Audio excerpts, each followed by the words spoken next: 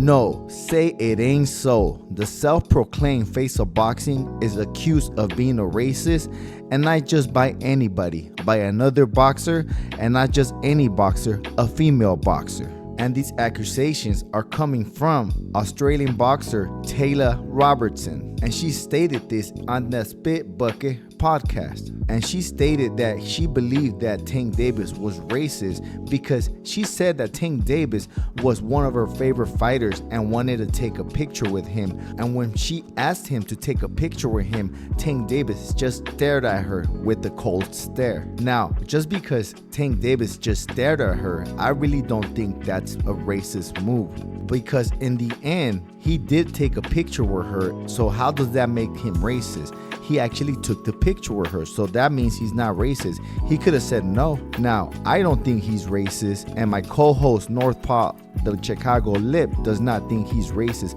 but he has something to say about him, and he will be coming in a little while. But let me finish talking about what I think about Tank Davis. Now, Tank Davis could have been tired, because in that interview in the Spit Bucket podcast, they did state that he was in training camp. So when you're in training camp, I'm pretty sure you're tired or you're all sweaty and you just don't want to talk to anybody. And also another thing why he might not want to talk to Robertson was because I always thought Tank Davis was shy, as earlier in his career he always had Floyd Mayweather talk to for him. And not just that, this could be another reason as well, as we know the kid actually blazes it. He probably gave her a cold stare because the kid was stoned. And he might not be racist, but he could be sexist. And this is what my co-host Northpaw, the Chicago Lip, wants to talk about. Take it away, Northpaw. Northpaw, the Chicago Lip, back at you with another one.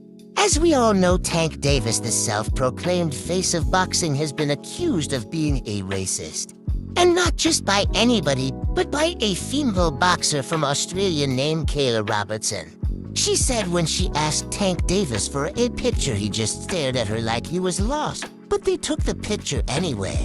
Now, how does that make Tank Davis racist? I don't think he is racist. I think he is sexist. That's why he stared at her all like a weirdo. I don't think Tank Davis is racist. I just don't think he actually likes women and wants to become a woman himself, as he likes wearing purses and paints his nails. I'm not making shit up. Tank Davis has posted online that he does not like chasing women, so I just put all the pieces to the puzzle. There is just too much evidence. And don't even let me get started on the video when P. Diddy picked up Tank Davis like a little toy. I wonder if Tank knows Meek Mill as well, but that's all for today, North. Pa has spoken. Now back to Maddie.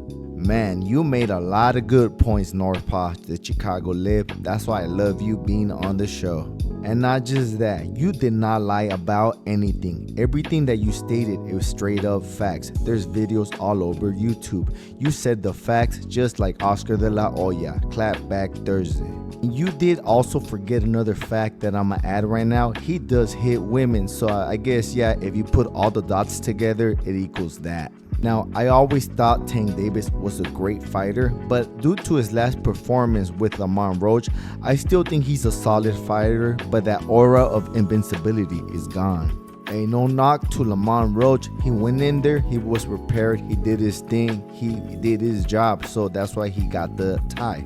But I actually think that Tank Davis had an off night, or he just did not train right, or he just looked down on Lamont Roach and did not prepare well. But I believe Tank Davis will be Lamont Roach in the rematch. Now, I'm not saying I want to watch the rematch next. I really don't care if it happens or not, because this fight was pretty boring.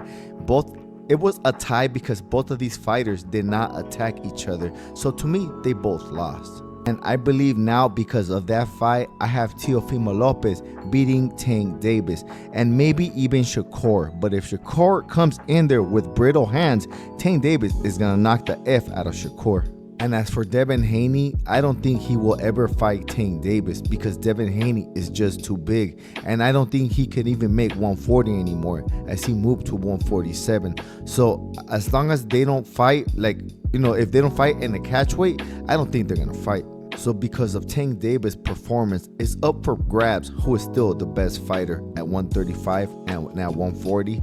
And guess what, guys? I ain't the biggest, I'm the baddest. And if you want to hop on your boy, throw $1 at the super thanks. I got a roll. Peace. I shook up the world! I shook up the world! I shook up the world!